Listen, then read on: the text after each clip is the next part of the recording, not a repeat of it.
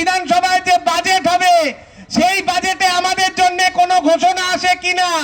আমাদের জন্য যদি ঘোষণা না আসে, আমাদের সাধারণ সম্পাদক যেমনটা বলেছেন, মার্চ মাসের প্রথম সপ্তাহে আমরা নির্দিষ্ট করে আপনাদেরকে জানাবো।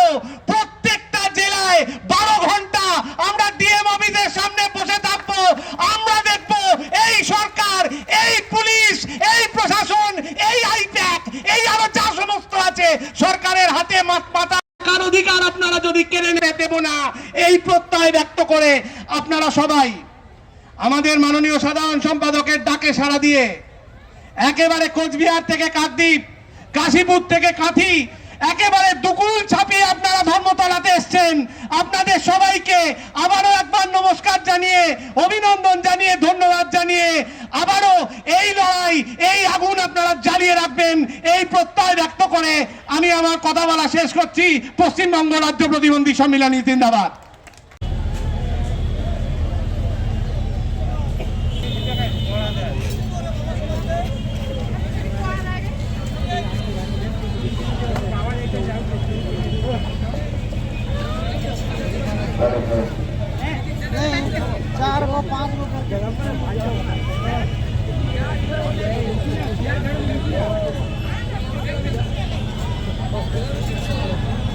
বাসের সংখ্যা আছে 15, সেখানে কলকাতা থেকে মুর্শিদাবাদের বাসগুলো